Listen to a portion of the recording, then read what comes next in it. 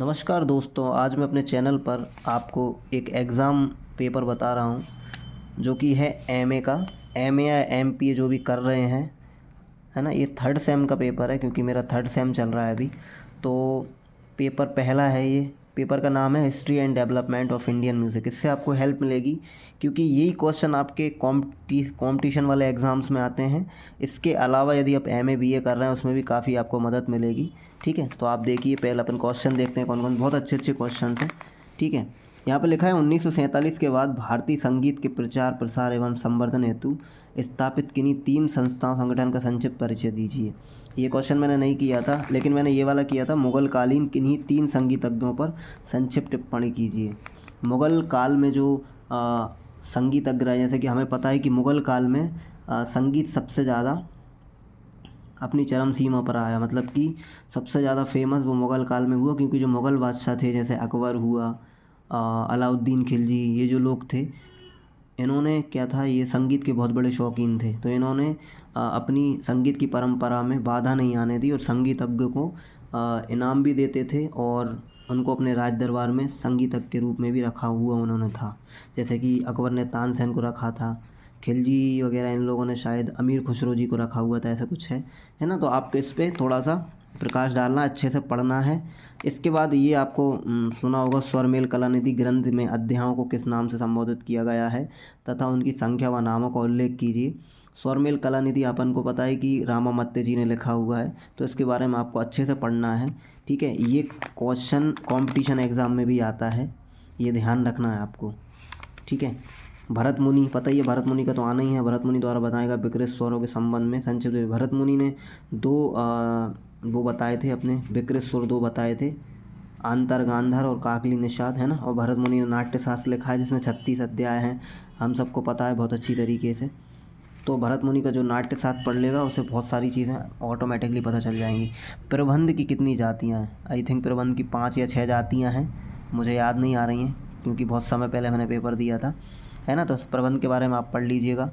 राग बसंत मुखारी का संक्षिप्त वर्णन कीजिए। मेरे जो सिलेबस में बसंत मुखारी, तिलक कामोद, मालकौंस, चंद्रकौंस, ये सारे राग थे। ठीक है, इलेक्ट्रॉनिक वाद्य यंत्रों के उपयोग से पारंपरिक वाद्य यंत्रों की भूमिका में क्या बदलाव आया है? देखिए, आजकल जो इलेक्ट्रॉनिक्स इंस्ट्रूमेंट चल रहे हैं तो उनमें क्या हो रहा है कि एक तो एक्यूरेसी नहीं है सही, है ना। दूसरा, हम ऑटो ट्यून, मतलब जो मोबाइल वाले सॉफ्टवेयर वाले ट्यूनर हैं उन पर डिपेंड हो गए हम। ऑटोमेटिकली जो कान से पहले ट्यून करा जाता था उस पर हम डिपेंडेंसी हमारी थोड़ी सी कम है। तो हम जो कानों से जो ट्यून करने वाली पुरानी परंपरा थी, इस एक एक सुर को समझ के सुन के, वो चीज़ थोड़ी सी ख़त्म हो गई है। तो आपको इस बारे में लिखना है ना।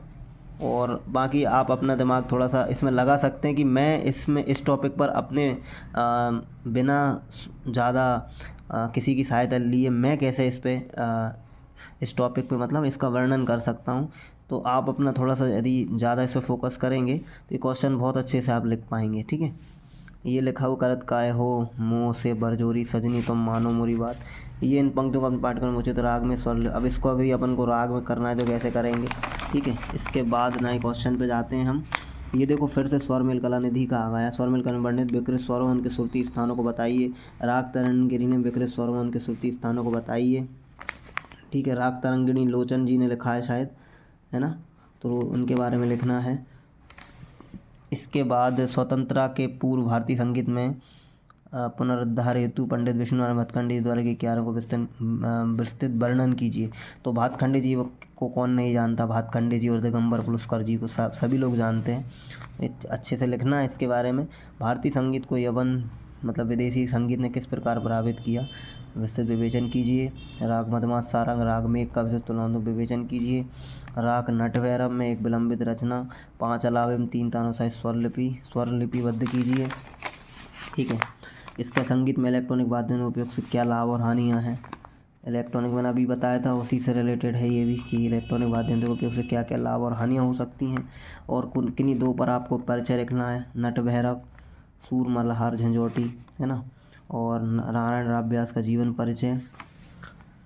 विनायक राव पटवर्धन सांगीतिक योगदान का उल्लेख कीजिए। ये एक्चुअली मैं आपको सिर्फ पेपर बता रहा हूँ, इसको सॉल्व नहीं कर पा रहा हूँ क्योंकि इनकी डिटेल यदि हम पढ़ने जाएंगे तो हमें 8 से 10 दिन चाहिए अच्छे से पढ़ने में। लेकिन आपको एक आइडिया होगा यार कि जो एमए कर रहे हैं या जो एमए करने वाले हैं उसमें पेपर कैसा आता है। और लगभग संगीत के सारे एग्ज़ाम सेम ही होते हैं, कुछ उसमें ऊपर नीचे नहीं होता। बस इंस्ट्रूमेंट और वोकल में थोड़ा सा डिफरेंस हो जाता है, क्योंकि इंस्ट्रूमेंट में मोस्टली वाद्य यंत्र से रिलेटेड चीज़ें पूछी जाती हैं और वोकल में वोकल से रिलेटेड चीज़ें ज़्यादा पूछी जाती हैं। ठीक है, तो अच्छे से मेहनत कीजिए। मैं यही चाहता हूँ आप सभी का सिलेक्शन हो गवर्नमेंट जॉब में। Thank you so much. जय श्री राम।